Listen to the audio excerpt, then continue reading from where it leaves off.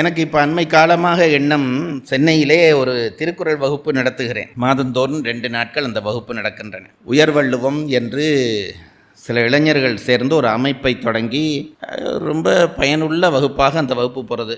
நான் இப்போ நினைக்கிறது உண்டு, இனி சொற்பொழிவை கூட நிறுத்திடலாம் போல் தெரிகிறது.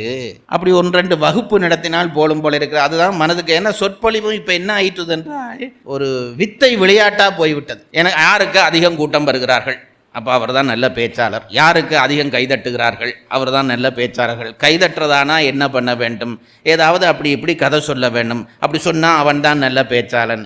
இப்போ என்ன ஆயிற்று என்று கேட்டால், அறிவுத்துறையும் விளையாட்டுத்துறையாக போய்விட்டது. நெறிப்படுத்த வேண்டியவர்கள், நான் முன்பும் சொல்லியிருக்கிறேன், ஏன் பேச்சாளனை மேடையில் ஏற்றி சபை மற்றவர்கள் கீழே இருக்கிறார்கள் என்றால், அவன் உயரே இருக்கிறான், நம்மையும் உயர்த்துவான் என்ற நம்பிக்கையிலே தான் மேலே இருக்க வைக்கிறார்கள்.